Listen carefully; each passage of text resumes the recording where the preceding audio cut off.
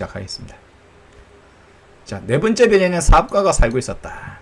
이 남자는 너무 바빠서 어니 왕자가 와도 고개조차 들지 않았다. 사업가의 서파입니다. 안녕하세요. 어니 왕자가 인사했다. 담배가 꺼졌네요. 근데 대답도 없네요. 3 더하기 2는 5. 5 더하기 2 더하기 5는 5 더하기 7은 12. 12 더하기 3은 15. 15 더하기 7은 22. 22 더하기 6은 28. 불 붙일 시간이 없어. 다시 붙일 시간이 없어. 26 더하기 5는 31. 휴, 그러니까 총 5억 100만 62만 2731. 5억? 뭐가 이렇게 많은 거예요? 너 아직 있었니? 5억 100만 뭐였더라? 난 할 일이 너무 많아. 나는 진지한 사람이야. 쓸데없는데 시간 낭비하잖아. 2 더하기 5는 7. 5억 100만 뭐요? 은양자 다시 물었다. 그는 한 번 던진 질문은 절대 포기하지 않았다. 질문을 던졌다면 반드시 그 끝을 봐야 했다. 불교하시는 분들은 이런 거 천천히 빠르게 답변을 구하시는 것이 아니라 질문을 꾸준히 던지는 것을 불교에서는 중요시 여겨야 됩니다. 사업가는 마침내 고개를 들었다. 내가 이별을 산지 54년인데 단 3번밖에 방해받은 적이 없어. 첫 번째는 22년 전 어디선가 갑자기 굴러떨어진 풍뎅이 때문이었지. 엄청나게 시끄럽게 굴어서 내가 계산을 4번이나 틀렸어. 두 번째는 11년 전 류머티즘 발작 때문이었고 운동을 못해서 그런 거지. 나는 한가하게 놀 시간이 없어. 나는 진지하니까. 세 번째 방해가 바로 너야. 아무튼 5억 100만. 그러니까 뭐가 그렇게 많은 거예요. 사업가는 이제 더 이상 집중이 불가능하다는 걸 깨달았다. 가끔 하늘에서 보이는 작은 것들이야. 팔이요? 아니야. 반짝이는 작은 것들. 벌인가요? 아니야. 게으름뱅이들이 멍하니 바라보는 금빛 반짝이들. 응응님 어서오세요. 하지만 나는 진지한 사람이야. 멍하니 있을 시간이 없지. 아, 별말이군요. 그래 별이지. 그럼 별 5개를 뭘 하시는데요? 5억 100만 62만 2731개야. 나는 진지하고 정확한 사람이거든. 그 많은 별들을 가지고 뭘 하시는데요? 뭔 뜻이지? 그러니까 어떻게 쓰시냐고요. 아무것도 안 해. 그냥 내가 소유하고 있는 거야. 별을 소유한다고요? 물론이지. 근데 전에 어떤 왕도 자기가 왕은 소유하지 않아. 다스릴 뿐이지. 전혀 다른 거야. 그럼 별을 소유해서 뭐가 좋은데요?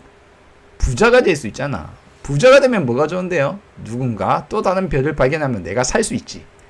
어린 왕자는 속으로 생각했다. 이 사람 생각하는 방식이 아까 그 술꾼이랑 비슷하잖아. 왜 비슷합니까? 술꾼이 뭘 했어요? 술꾼이 술을 마신다. 왜 술을 마시냐? 슬픔이 있게 해서 술을 마신다. 뭐가 슬프냐? 내가 술을 마신다는 사실이 슬프다. 그렇죠?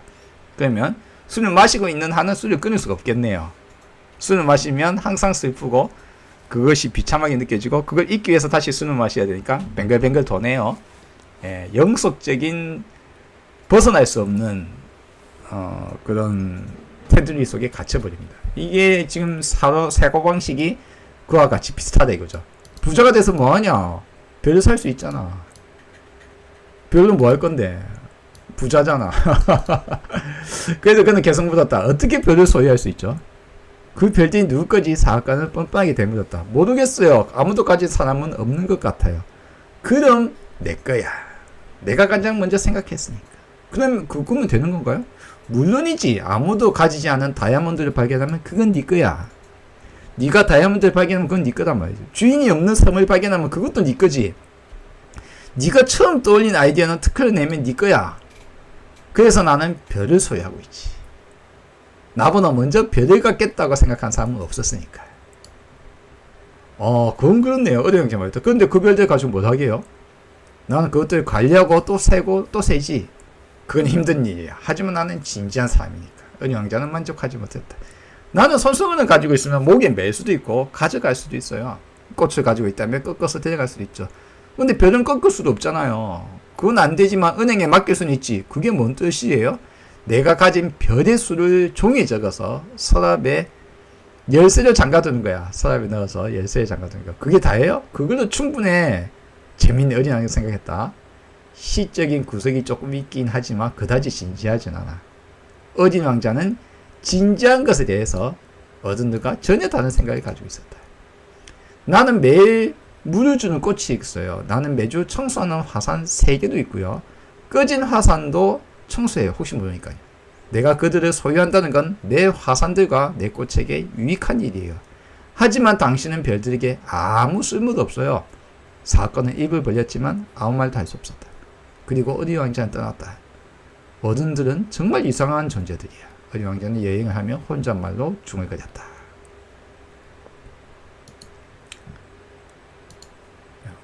오늘은 이제 단어 문장을 치면 이걸 이야기해 볼 겁니다.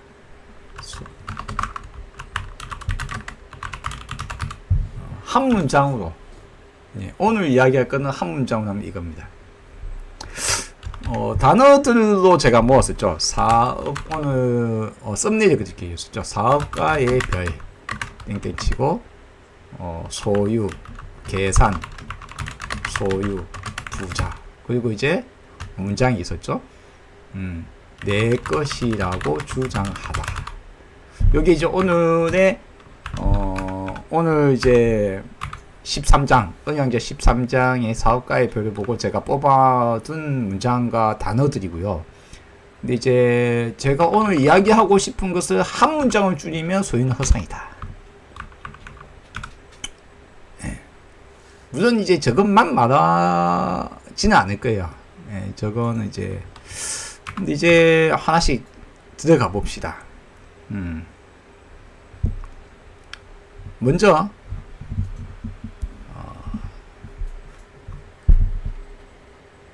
계산에 대해서 이야기해 봅시다. 계산. 이건 여러분이 다음에 조금 더 깊이 생각해 보실 수도 있어요. 있지만 일단 먼저 생각합시다. 계산한다는 것은 숫자를 쓴다는 것. 숫자를 쓴다는 것. 그러면 이제 세상에 어떤 것을 계량화, 이걸 양자화라고 합니다. 시켜서 우리는 계산을 할 수 있다. 예를 들어서 여러분에게 옛날로 칩시다. 쌀이 이만큼 있어요. 그러면 쌀 이만큼과 네 양을 교환하자. 또는 네 모포를 교환하자. 혹은 네 조개를 이걸 교환하자라고 하면, 우리 얼만큼 하면 이만큼, 그것보다 조금 더 많이 뭐 이렇게 이야기하면 교환하기 힘들 수도 있어요. 그래서 이제 인간은 이것 때문에 이제 소위 말하자면은 계량, 양을 계측한다.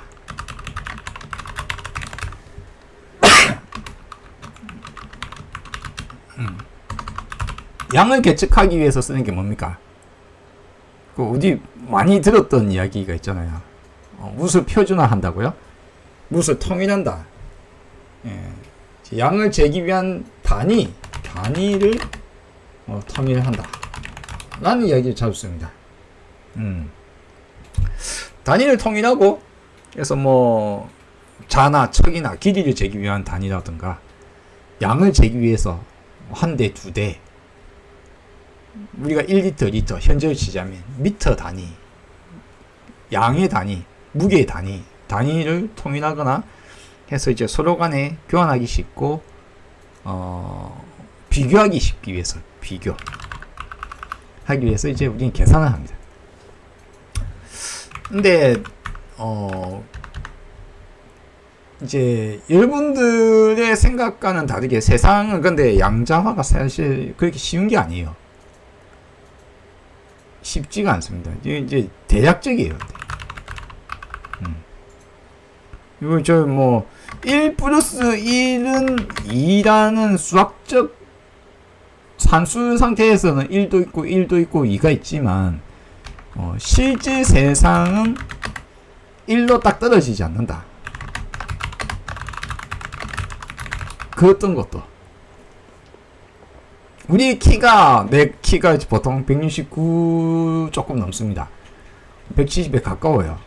근데 예를 들어서 내가 169.5라고 칩시다. 그럼 그 키, 제가 말하는 그 숫자는 제 키를 명확하게 가리키고 있을까요? 아니면 아주 대략적인 걸까요? 내 키가 169.7이다 라고 이야기합시다. 요 키는, 이 키는 내 실제 키일까요? 어떻게 생각합니까, 여러분? 내 키는 169.7이다. 그럼 이 키는 내 실제 키입니까? 아니면 양자화 시킨 겁니까? 양자화는 뭐냐면, 한마디로 말하면 계산할 수 있도록 소위 여러분이 제일 알기 쉽게 이야기하면 반올림. 제일 쉽게 이야기하자면 반올림 비슷한 겁니다. 그러니까 당신의 키를 조금 더 깊숙이 들어가서 자세하게 재려고 하면은 이렇게요. 윤동만 씨 당신의 키는 169.7541932487쯤 됩니다 라고 이야기할 수 있어요. 그럼 그것은 그러면 소수점 10자리까지 잰 거는 169.7이나 소점 한 자리 것보다 훨씬 더 내 키에 가깝겠지만, 그러면 그것은 진짜 내 키일까요? 아니면 그것도 어느 정도에서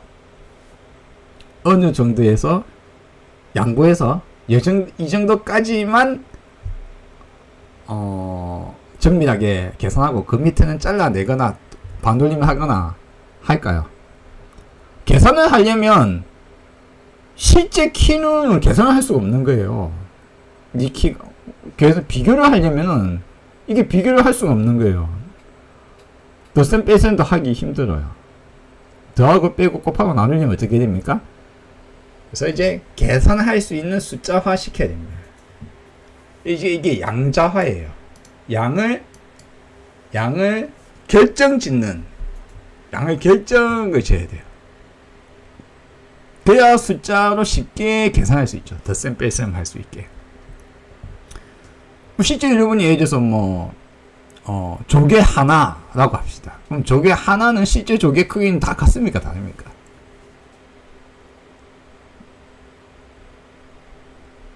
다 다르잖아요. 밀가루 한 포대 합시다. 그럼 밀가루 한 포대는 다 같을까요? 다를까요?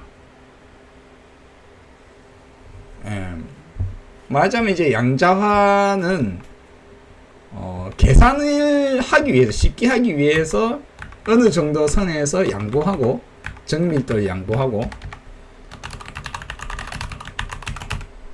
이 말은 뭡니까? 사실은 실제 양이 아니다. 실제 값이 아니다. 내 키에 대해서 적혀 있는 것은 내 실제 키가 아니다. 내 실제 키에 양자화 시킨 것이다. 양자화를 하지 않으면 계산을 할 수가 없다. 요 이야기는 재미로 했습니다. 이제 사실상 이제 계산 자체도 어떤 추상화된 것을 활용하는 거예요. 그래서 이제 아주 필수적이고 우리 세상에서 아주 중요한 것이기 때문에 우리가 양자를 아주 쉽게 쓰고 있지만 실제의 우리 세상에는 양자화가 힘든 것들이 많다. 이렇게 이야기를 할 수 있겠습니다. 일단 요거는 넘어가고요. 두 번째 소유를 이야기합시다. 소유하기 위해서 무엇이 필요한가? 소유하기 위해서 무엇이 필요한가? 여러분이 그럴 거예요. 저 하늘의 별은 누구 것이냐? 라고 물어보면 누가 대답할까요? 그건 내 거라고 대답할 수 있는 사람 있습니까? 별로 없죠. 근데 좀 있으면 그렇게 될 줄 몰라요. 사람들이 우주로 진출하고 저 달의 어디 부분은 내 거고 저 달의 어느 부분은 네 거고 이런 식으로 나눌 거예요. 그렇죠? 그럼 태양의 몇 퍼센트는 내 거고 네 거고 하고 있으니까 지금 그러지 않죠. 근데 이상하네요. 언니왕자에서는 뭐랍니까? 내가 발견했고 내 것이라고 주장하면 내 것이다 라고 했어요. 내가 먼저 발견하고 내 것이라고 주장하면 내 것이 된다 라고 이야기했습니다. 그쵸? 예. 근데 사실 이렇게 됩니까? 여러분이 어떻게 생각합니까? 여러분이 내 것이라 주장하면 내 것이 됩니까? 안 됩니까?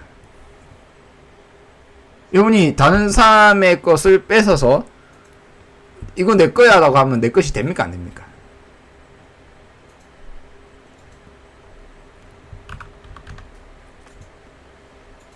서로가 주장했다 칩시다. 야, 그거 내가 먼저 발견했어. 내 거야. 아, 그건 내 거라니까. 내가 언제 먼저 발견했다니까. 서로가 다툼이 벌어졌습니다. 서로가 내 것이라고 주장한다. 그럼 어떻게 될까요? 누구 것이 어떻게 결정을 지을까요?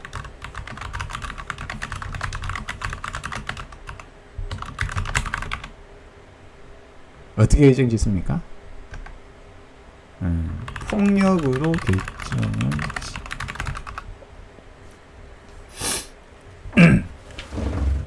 주장을 하고, 주장을 하는데 폭력 힘이 없으면 그걸 지킬 방법이 없어요. 힘이 없으면. 이건 내 거야. 니 거 맞을래? 내한테 내놔올래? 목에 칼을 쥐미고 그건 니 거 할래? 아니면 내한테 넘길래? 내 거였다고도 당신 거 하세요. 그죠? 그러면 실제로 그러면 그것은 실제 내 거 맞나? 아니면 내 거라고 주장한 것일인가?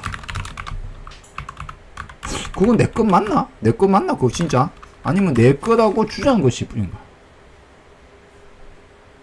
주장이 밑받침되는 것이 과거에는 폭력뿐이었어요. 폭력. 선을 긋고 여기 내 땅이야. 쳐들어오면 이 새끼 어디 함부로 쳐들어 하고 목을 치거나 위협을 주거나 하면은 그래 니 땅 해. 그거 안 들어갈게. 니 땅 해라고 하고. 그럼 이제 그걸 그냥 말로만 되는 게 아니고 어제는 그 사람이 발표했는데 오늘 아프면 쳐들어가가지고 저거 아프네 하고 다시 땅을 뺏을 수 있겠죠. 폭력은 폭력으로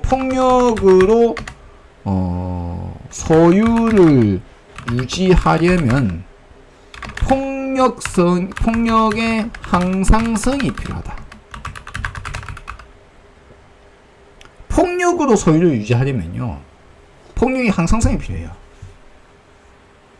예를 들어서 여러분이 국가 간에 요 땅이 내 땅이고 저 땅이 내 땅이다 칩시다. 그러면 중국과 고구려라든가 혹은 수많은 중국 땅 주변에 있었던, 또는 중국이라도 해도 뭐 지금 우리가 생각하는 중국하고 과거에 걔네들이 수없는 나라들이 들어서고 마하고 하면서 서로 간에 국경을 침범하고 뺏고 통일하고 분리되고 해왔잖아요. 수없는 나라들이 서로가 뺏고 빼앗는 과정 속에서 그럼 그 어떤 땅이 누구 땅입니까? 이제 그 땅이 내 땅이라고 인정을 받는 것은 그 폭력이 힘이 유지될 때, 그 땅이 내 땅이라고, 내 땅 맞지? 너 내 땅 밟으면 안 돼? 그래 네 땅에 하는 그 힘이 유지될 때까지는 그게 이제 내 땅인 거예요. 그쵸? 그러다가 다른 사람이 쳐들어오면 땅 뺏기겠죠. 그럼 소유는 이상하네. 소유란 것이 태어날 때부터 주어진 거야? 아니면 소유란 거는 순전히 주장을 뒷받침하는 힘이 있을 때만이 소유가 인정되는 겁니까? 실제 세상에서는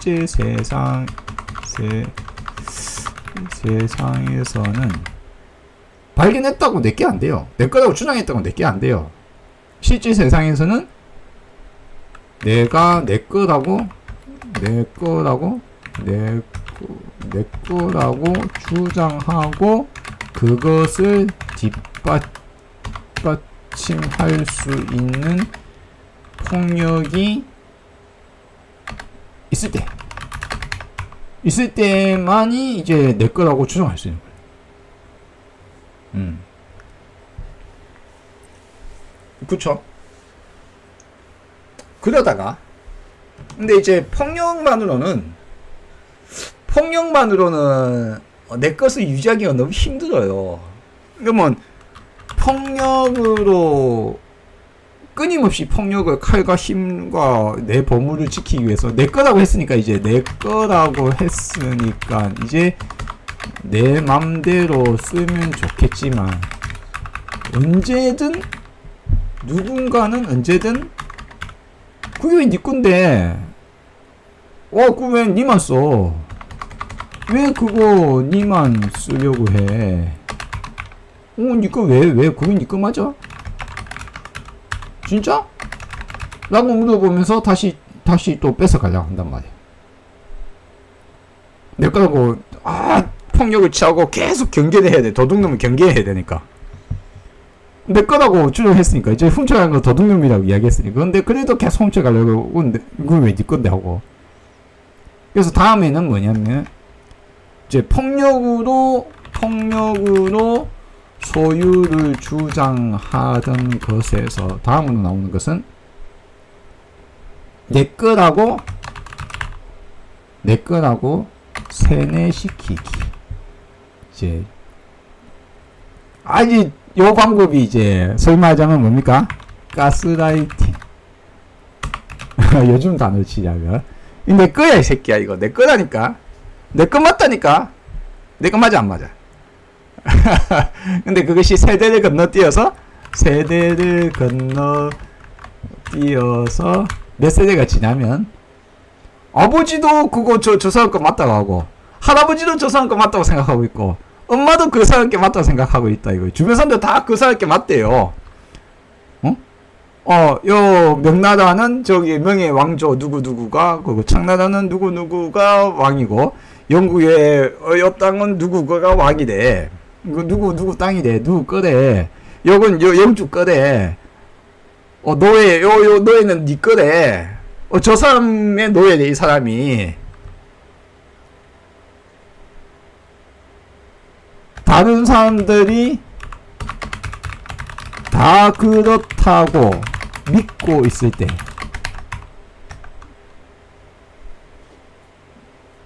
그러면 그것이 그렇지 않다고 말할 수 있는 사람은 매우 적어져.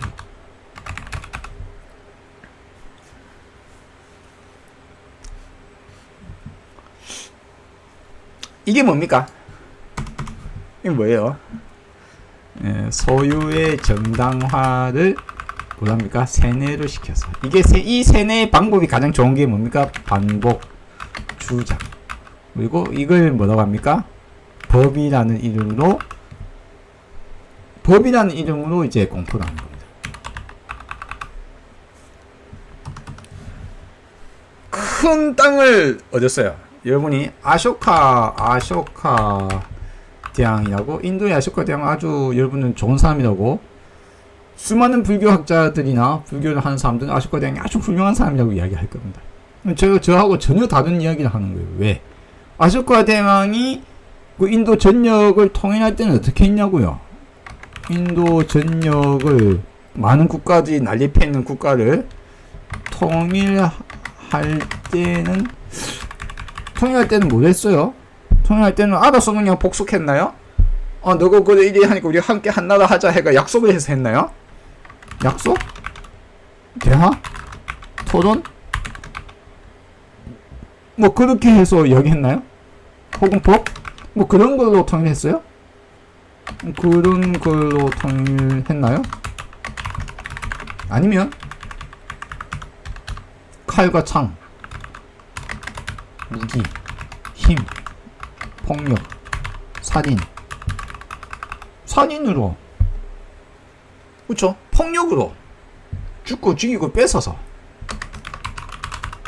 자기네들끼리 자기 땅이라고, 이 내 거라고, 내 여자고, 내 노예고, 내 땅이고 하는 건데, 그게 네 거야 새끼 하고 가서 목 치고 칼 찌르고 협박하고, 내 거 맞지 이제 당신 가세요. 죽거나 뺏기거나 뭐. 그래서 이제 인도의 큰 그 대륙의 많은 부분을 이제 통일하잖아요. 그럼 통일하고 나면 어느 정도 이상, 자기 생각하기에 어느 정도 이상 만족할 만큼 이상을 통일하고 나면, 정복하고 나면, 뺏고 나면, 그렇죠? 예, 배가 부르다 이거지.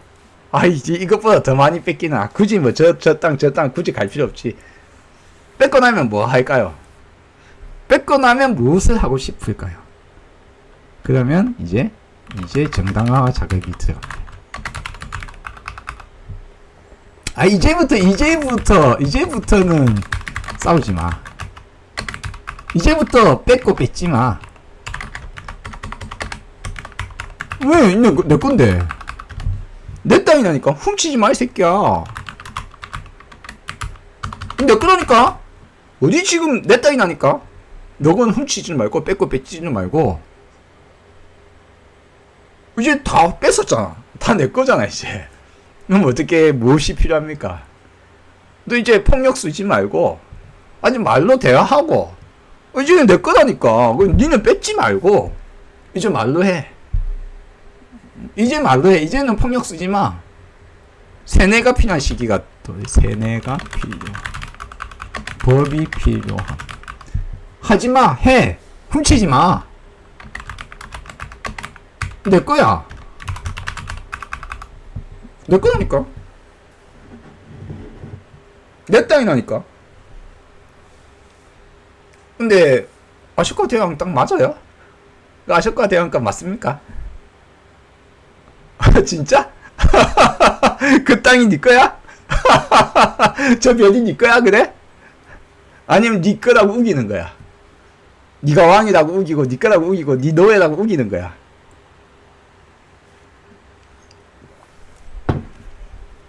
세뇌시키고 우기는 거예요. 내 것이라고 우기는 거예요. 그것이 이제 소유의 구조입니다. 소유의 구조는 내 것이라고 우기고 그걸 우기는 것을 우기는 거잖아요. 공기가 니꺼 내게 어딨어요. 근데 이 공기 내꺼 이제부터 술 마시지 마 하면 어느 날 그 술 마시는데 돈 내놔 하면 누군가 돈 내야 되네.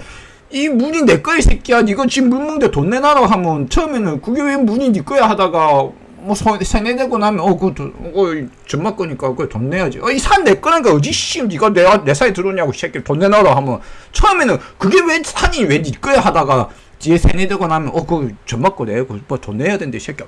돈 내야 되는 거야. 내 것이라 우기고 그걸 뒷받침하는 폭력으로 뒷받침하다가 뒤에 가면은 세뇌를 시키고 그걸 법이라고 우긴다. 이게 세뇌 소유의 구조예요. 소유 구조. 뒤에 가면 이게 소위 말하자면 약속이라는 이름으로 이제 바뀌어 갑니다만, 네, 동일해요, 사실. 근데 약속을 그러면 누가 언제 어떤 사람들이 모여서 어떻게 약속을 했는지 이거예요.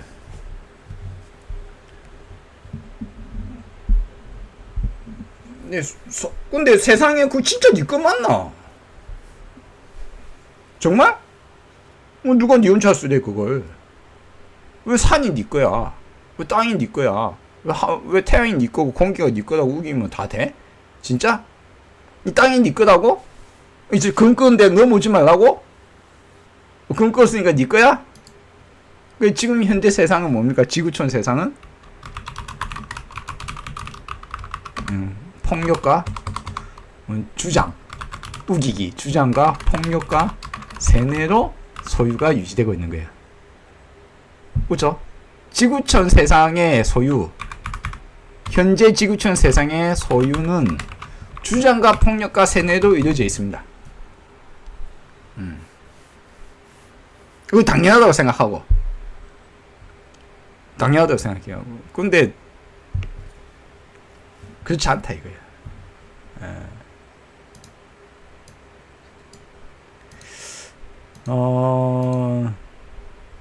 뭐 이제 그 다음 이야기 몇 가지 이야기들은 예를 들어서 은인 왕자와 사업가 간의 대화 중에 소유에 대한 이야기 중에 예를 들어서 진지한 사업가에겐 그건 아주 진지한 일이고 가치 있는 일이고, 그렇죠?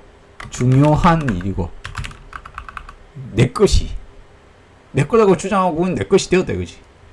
아주 진지하고 살리고 있고 중요한 일이고요. 그게 아주 소중하고, 소유가 소유 자체가 더 중요해지고 뒤에 가면. 근데 진짜 소유가 가치가 있습니까? 당신은 소유를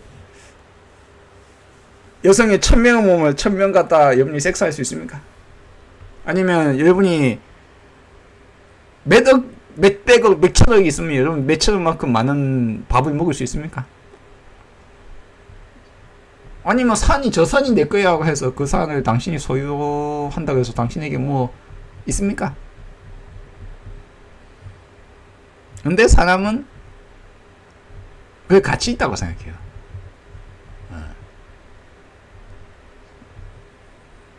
가치가, 가치에 대한 이야기, 진지함에 대한 이야기, 중요한 것이 무엇인가에 대한 이야기가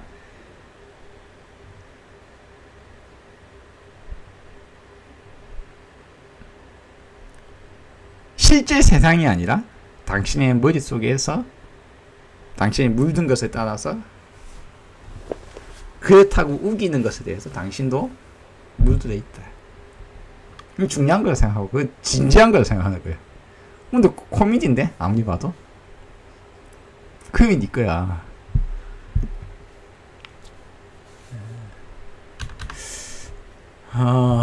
예, 양재님 어서 오세요.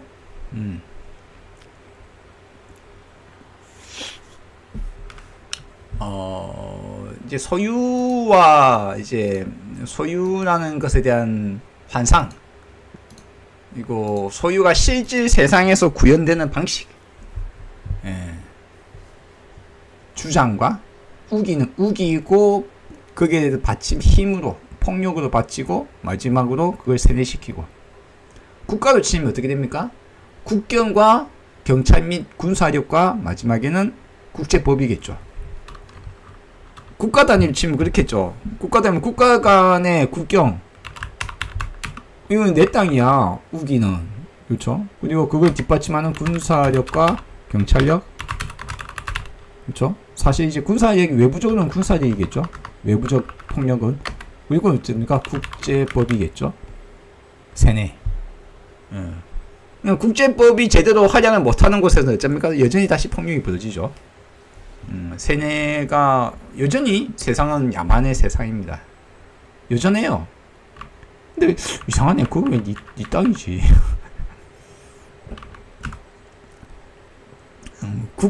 그러면 국가 안에서는 어떤 일이 벌어집니까? 소유에 대해서. 이 땅이 내 땅이야. 땅 문서. 그쵸? 화폐, 뭐 등등 어쨌든 문서.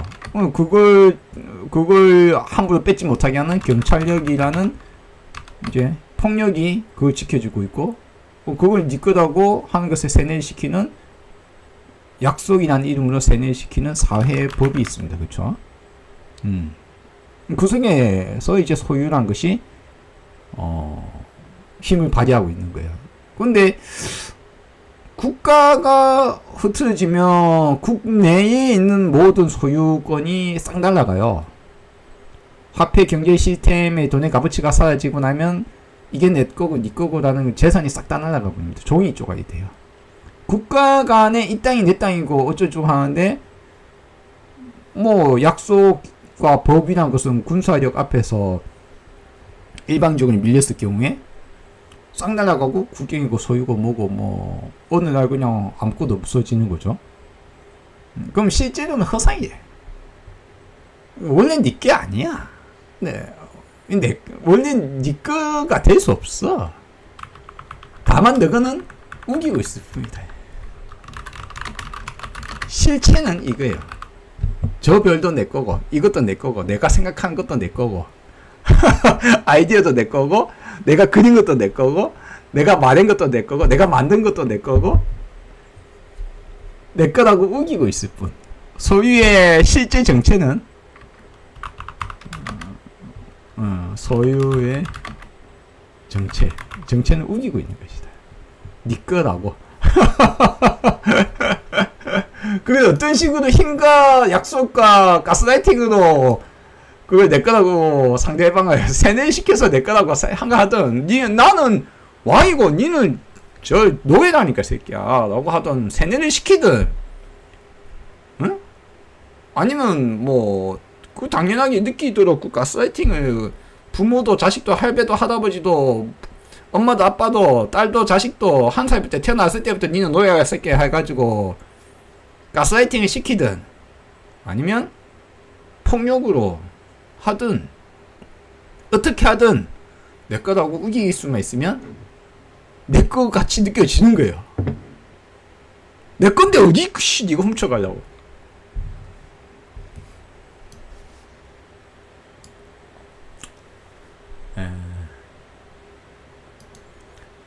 자, 오늘 여기까지 강좌를 마치겠습니다. 사고하거나 이야기 나누거나 대화를 하거나 할 내용은 엄청 많습니다. 근데 제가 그걸 다 이야기 드리기에는 시간이 짧더라고요, 언제나. 그래서 가급적 압축해서 핵심적인 것만 이야기를 하려고 노력합니다.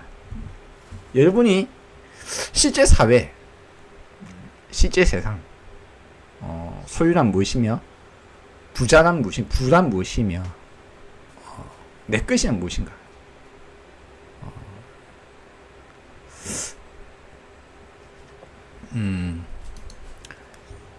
여러분 스스로 다양한 사유를 해볼 필요가 있습니다. 소유가 나쁘기만 한 거냐? 그건 그렇지 않겠죠. 소유에는 나름대로는 어떤 부분들은 뭐 가소유도 있고 뭐 함께 소유하는 것도 있고 공동적인 것도 있고 뭐 여러 가지가 있어. 종류도 여러 가지고 형태도 여러 가지입니다. 그래서 어떠한 소유도 하지 말자라는 것도 웃긴 이야기예요. 아니 뭐 소유를, 영역에 대한 주장을 인간만 합니까? 어떻게 생각합니까? 비버도 곰도 개도 영역 표시하고 어디를 왈왈 하면서 여기 내 땅이야, 어디 낯선 놈들이 여기 들어오려고 하는 거야 라고 하잖아요. 개미도 자기 영역을 침범한 다른 개미 집단과 싸우기도 하고, 그쵸? 뭐 물론 싸우기도 하고 또는 같이 있기도 하고 뭐 다양한 종류가 있습니다만, 그래서 인간의 소유라는 것과는 느낌이 다를 수 있지만 다양한 형태의 주장이 있을 수 있습니다. 다만 주장일 뿐이다. 그거는 그냥 주장일 뿐이고 걔가 오줌을 여기저기 누면서 여기 내 땅이니까 들어오면 짖을 거야 라든가, 곰이 여기저기 내 표시해놓고 내 영역 표시해놓고 여기 내 땅이야, 어디 지금 내 땅에 내보다 키 작은 놈들이 와서 주장하려는 거야 하고 내 땅이라고 확 영역 표시를 해둔다고 해서 그게 곰의 땅이 되진 않는다.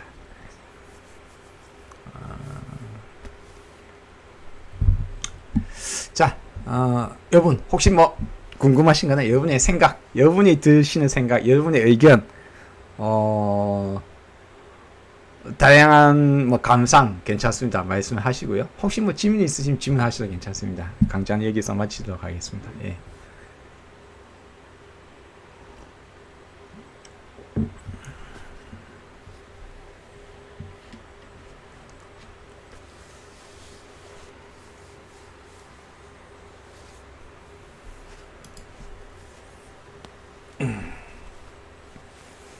우리는 이제 개념에 대해서 이제 제가 조금은 이제 소유 관련된 거는 뭐 단편적으로 이제 말씀드리잖아요. 사실 더 깊이 생각해 보면 다양한 분야의 다양한 생각들이 들 수 있습니다. 뭐 반대로 말해서 그럼 소유가 아예 없으면 괜찮나 하면은 글쎄요. 소유라는 게 아예 없어 그러면 불편하지 않을까요? 불편할 거예요. 그럼 또 그럼 뭐 어떤 것도 소유할 수 없고 하는 세상은 좋은 세상인가? 글쎄요. 그럼 뭐 어쩌란 말이야. 지금 세상에 소유를 기반으로 하고 화폐 시스템과 비니빈 부익부가 가득 차서 내 것이라고는 없는 사람과 내 것이 이 땅도 저 땅도 이 강물도 저 강물도 다 내 거야라고 하는 사람이 있는 세상이란 것은 이상한 세상이라는 것을 느낄 수 있습니다. 지금 세상이 옳다라고 여러분은 들었을 거예요. 누군가는. 글쎄요. 그쵸? 과거에는 왕도 내 거라고 했고 과거에는 누구도 뭐 내 거라고 했었어요. 미래에도 그럴까요?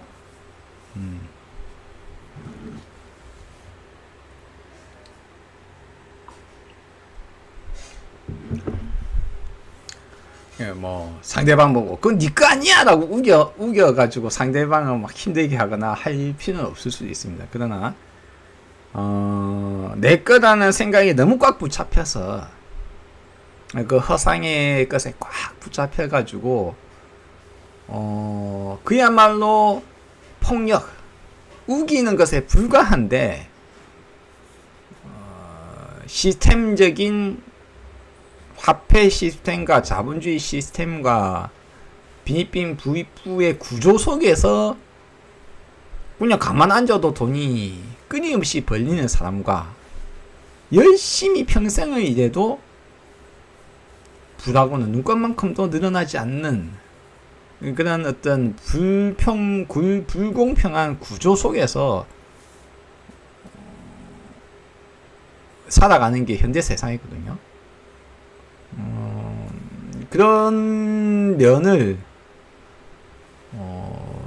깊이 사고하려면 이제 소유란 무엇이가 지금 화폐 시스템은 무엇이고 자본주의 시스템이 무엇을 낳는가 국가의 화폐 시스템과 인플레이션은 왜 벌어지는가 여러분들은 인플레이션이 국가에서 이재명이 요번에 했듯이 뭐 국민한테 돈을 풀면 인플레이션이 벌어질 거라고 생각하시잖아요.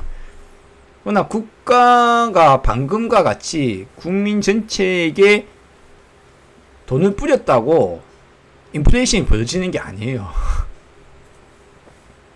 여러분들은 가끔 그런 이야기 들어보셨을 거예요. 아니 뭐 최저임금 올리면 인플레이션 벌어진다는 소리를 여러분은 혹시 들어본 적 있습니까? 근데 그건 새빨간 거짓말입니다. 새빨간 거짓말이에요. 인플레이션은 전체의 돈의 양이 늘어나서 돈의 값어치가 떨어질 때 인플레이션이 벌어지는 거거든요. 근데 여기 있는 돈을 저기로 옮긴다고 해서 인플레이션이 벌어지지가 않아요. 그러니까 기업이 갖고 있는 돈을 그거를 월급으로 서민들에게 예를 들어서 원래 100만 원을 줄 것을 요번에 임금이 올라와서 110만 원을 준다고 해서 세상에 인플레이션이 벌어지냐 물가 상승이 벌어지냐 그렇지 않다고요. 아주 미묘하게 있을 수는 있습니다. 그 사람들이 주로 쓰는 것들에 대해서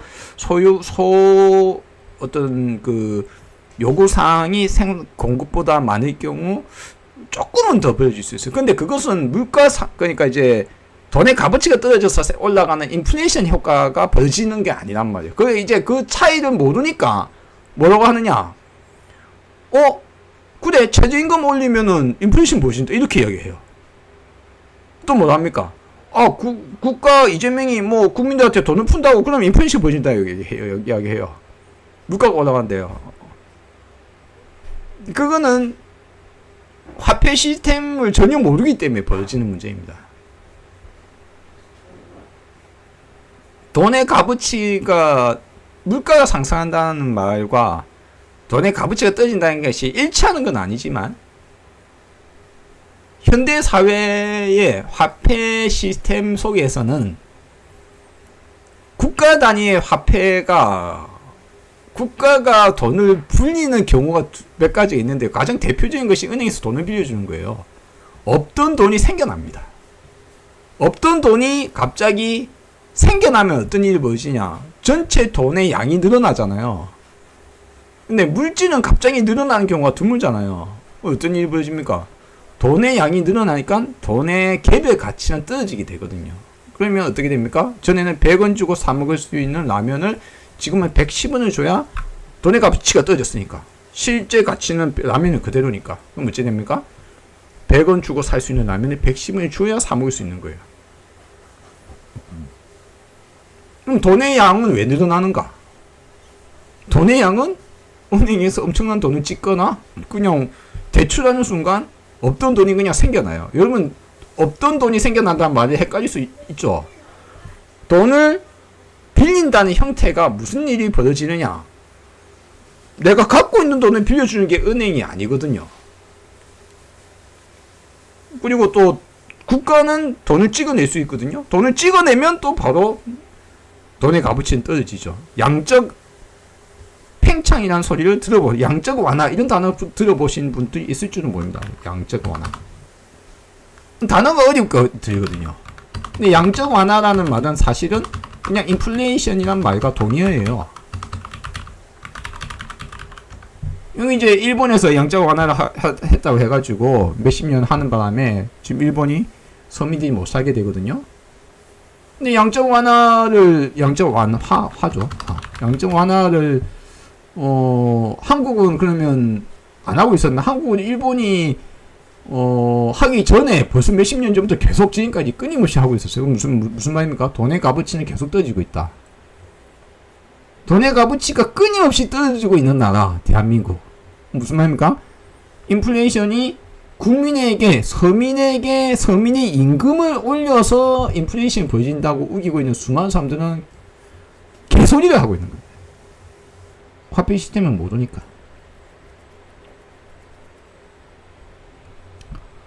이거는 이제 현실적인 문제. 현실적인 이제 공부가 좀, 은행 시스템, 화폐 시스템, 자본주의 시스템, 이자 시스템. 그야말로 이제 허상 속에 허상을 만들어 놓고, 빈빈 부익부가 될 수밖에 없는 구조를 만들어 놓고는, 국민을 노예로 팔아먹는 시스템이에요. 그 시스템을 발전했다면 이제 서서히 분배를 신경을 써야 되는데, 극단적인 빈빈 부익부를 이제 벗어날 수 있도록 해야 되는데, 근데 소유라는 것이 정당하다고 뭐라고 합니까? 소유가 정당하다고 자기네들도 세뇌되어 있는 거야. 그러니까 이제 세금이란 거 뭡니까? 세금은 네 거를 내가 뺏어내는 거거든요, 국가가. 저는 그게 재산세가 됐든 소득세가 됐든 세금이란 건 뭡니까? 네 돈을 뺏어내는 거거든요. 근데 뺏어내는 것에 외국 애들은 50%씩 뺏어내요. 왜? 돈 많이 버는 애가 돈 많이 빈빈 부익부가 극심해지니까 그냥 내버려두면 사회는 그야말로 똥으로 치다르니까 헬조선이 되니까 국가 전체의 부나 공업화, 산업화, IT나 발전은 끊임없이 되고 있지만 국가 내부의 불평등, 빈부격차 훨씬 거대하고 어마어마하게 벌어졌습니다. 그러니 어떻게 됩니까? 그러니까 이제 결혼도 하기 싫고 연애도 하기 싫고 일도 하기 싫고 자식도 낳기 힘들어지고 지금 이제 돈 많은 사람만 결혼하고 애를 낳고 연애하고 심지어 돈 많은 사람은 그냥 이 여자 저 여자 만나고 결혼도 안 하고 그냥 애는 그냥 혼의 자식 돈만 주면 되니까 실제 돈 많은 사람은 결혼 별 깊이 생각도 안 해요.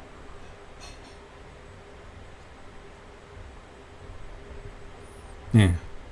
지금 이제 한국 사회가 이제 병들어 있는 거예요. 그렇죠. 그런 병들어 있는 것에 대해서 그 사람들의 입장을 대변하는 정치인이나 그 사람 입장을 대변하는 소리가 밖으로 나오냐 하면은 정치하는 사람들은 다 부자들이 하잖아요. 국회의원이 가난한 자가 국회의원 되는 사람 봤습니까? 응? 여러분이 아르바이트생이 편의점 아르바이트생이 국회의원 된 거 본 적 있어요? 아니 PC방 아르바이트가 국회의원 됩니까? 안 되잖아요. 응? 결혼도 못하고 군대에 무조건 끌려가는 사람이 국회의원 됩니까? 국회의원 된 애들 대부분 다 군대도 안 가던데. 국회의원 자식도 군대 안 가고, 정치인 자식도 군대 안 가고, 대통령 자식도 군대 안 가고, 법무부 장관 아들도 굳이 군대 안 가고, 뭐 검찰장 정검찰 자식도 군대 안 가고, 검찰 본인도 군대 안 가고, 국회의원 본인도 군대 안 가고, 군대 안 가잖아요. 근데 군대는 관하게 힘없는 애들은 100% 끌려가던데. 그 사람이 어디 진짜 갈 수 없으면 그 힘없, 뭐 몸이 아프지 않은 이상은. 그러니까 국가가 민주주의가 됐다거나 뭐 그런 소리는 뭐 솔직히 좀 헛소리에 가깝죠. 많은 부분 조금씩 좋아지곤 있지만 사회적 약자는 끊임없이 희생당하고만 있는 상태다. 지금까지. 제가 사회적 약자의 입장에서만 자꾸 서기 때문에 여러분이 중산층이거나 여러분이 부자이거나 하다면 저와 비슷한 입장을 가지기 힘드실 거예요. 그래서 제가 이 부분에 대해서는 약간 죄송스러운 생각이 듭니다. 제가 뭐 극도의 거지도 아닌데, 근데 극도의 거지는 저도 지금 상상을 못하는 거죠. 근데 뭐 아르바이트는 오랫동안 했으니까 가난한 자 입장은 알고 있습니다. 그래서 가난한 자 입장밖에 생각 못하는 거예요. 제가 조금 죄송스럽게 생각합니다. 그 부분에 대해서는. 어쨌거나 뭐 그런 지금 현재 부익부는 현실이기 때문에 세계적인 현실이고 이것이 현재의 화폐 시스템, 자본주의 시스템, 은행 시스템과 뭐 등등 여러 국제 자본화 이런 것들이 이제 미치게 된 영향입니다.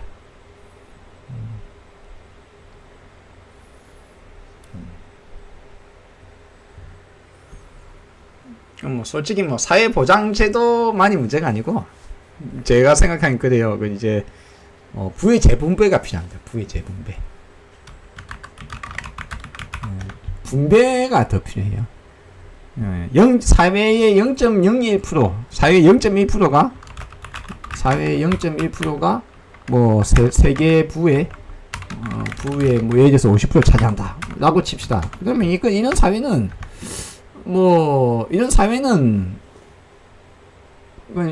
사회가 아니거든요. 그러니까 왜 그게 네 거야?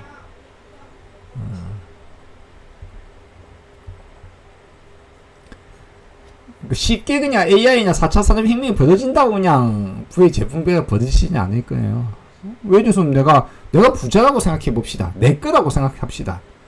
그 순간 사람의 생각은 또 바뀌거든요. 내 걸 왜 내가 뺏겨야 돼? 내가 너희로 불릴 수 있는 수많은 사람들과 내가 차이점은 내가 계급화되어 나는 너거는 벌레고 나는 왕인데 내가 왜 너 벌레한테 돈 나눠줘야 돼?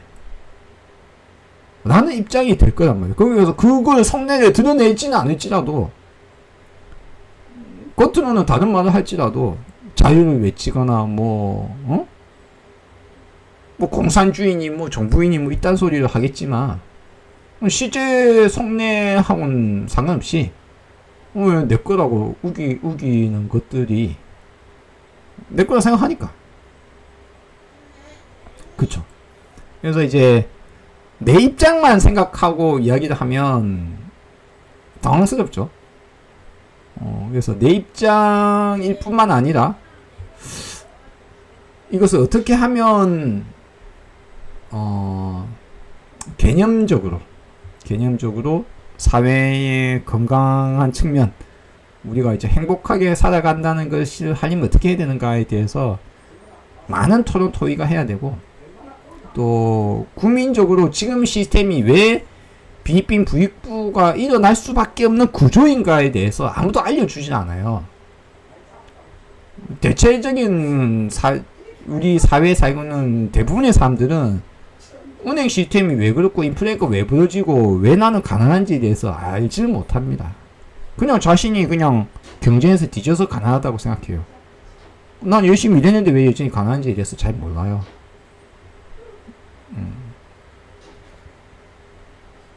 송광삼 그냥 부럽기만 하고. 성공한 사람은 자기가 잘나서 성공한지 알거든요.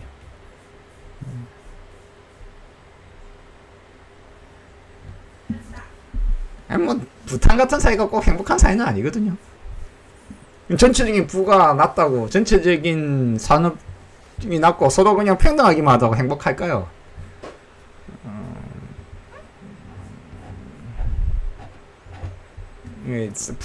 행복의 기준은 또 다르기 때문에 행복의 기준이란 것은 상대성이 또 깔려있기 때문에 예.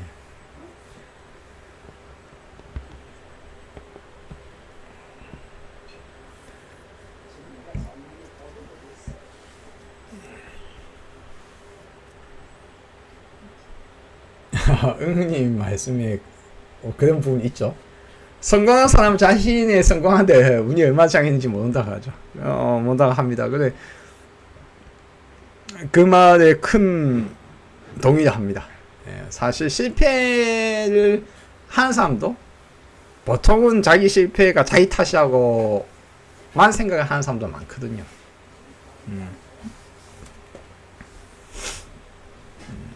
연기법적인 사고를 하지 못하면 그냥 물든 대로 세뇌된 대로 생각을 하게 됩니다. 자, 오늘은 좀 사회적인 이야기를 좀 많이 했습니다. 예, 근데 이게 사실 사회적인 문제일 뿐만 아니라 내 머릿속 개념에 대한 이야기이기도